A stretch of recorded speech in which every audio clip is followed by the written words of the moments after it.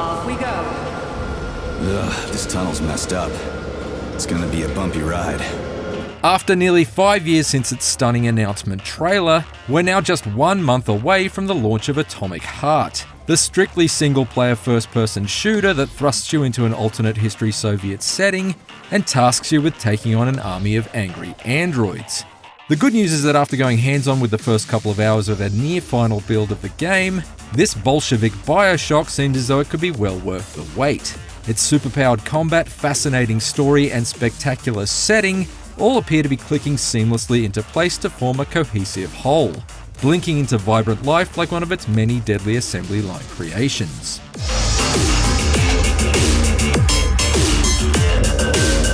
The opening moments of Atomic Heart's reportedly 25-hour campaign takes you from the sun-kissed streets of Chalamet City floating high among the clouds, all the way down to the shadowy subterranean depths of the ruined Vavilov facility, where a violent robot uprising has wiped out almost all human workers.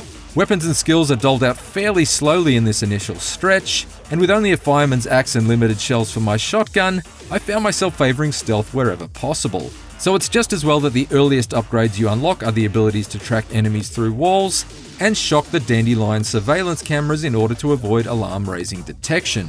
On the occasion that I did alert a guard to my presence, the stiff challenge presented by Atomic Heart's early enemy types came as a bit of a shock to my system.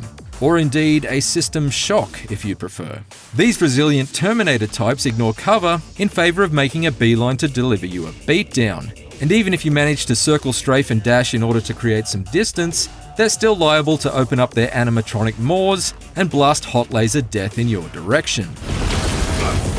I must admit to perishing a few times early on as I got to grips with the rhythms of the weighty melee combat system, but that struggle grew into a sense of satisfaction as I unlocked alternate attacks and gradually became more capable of turning these robot Ruskies into sparking shards of Soviet scrap.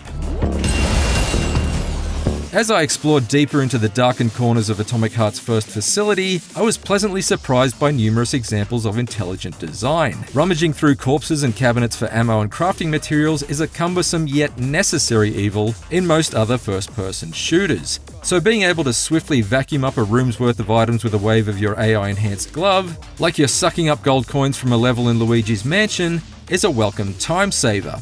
That's not to say you aren't still rewarded for taking your time to pore over every inch of your surroundings, and I enjoyed the occasional optional diversions, like pausing to watch Soviet spins on Looney Tunes cartoons, or to make prank calls in a public phone booth.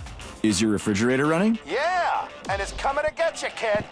Ah, crap. Of course, if you're going to fill your game with mechanical maniacs, then you're going to need a soundtrack that's equally heavy with metal. And as a big Doom fan, I was delighted when composer Mick Gordon's signature detuned guitars and double-kick drums surged through the speakers to accompany a boss fight against a hulking robot wrecking ball that pinballed around the arena like an over-caffeinated chain chomp.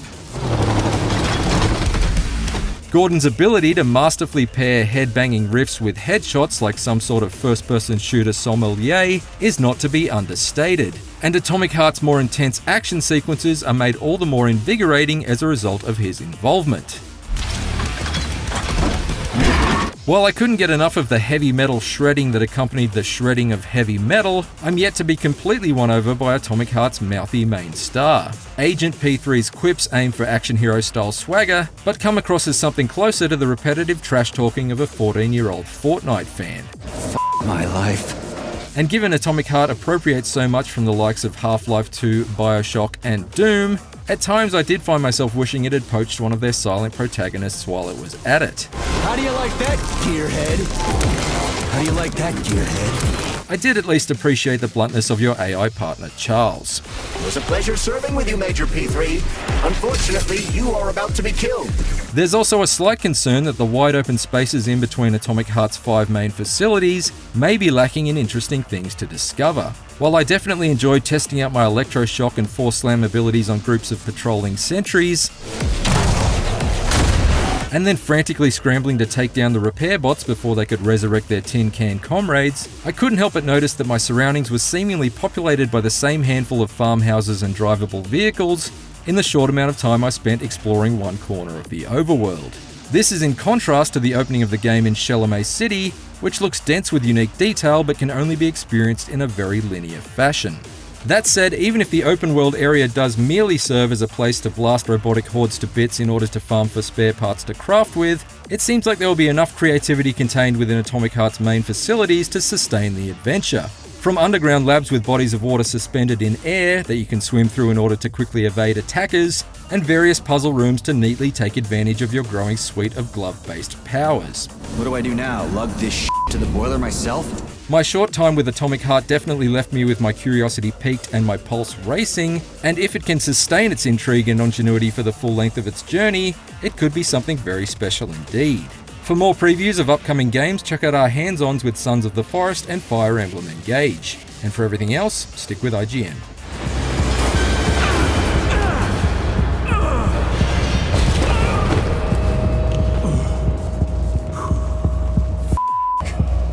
I knew it was gonna be rough.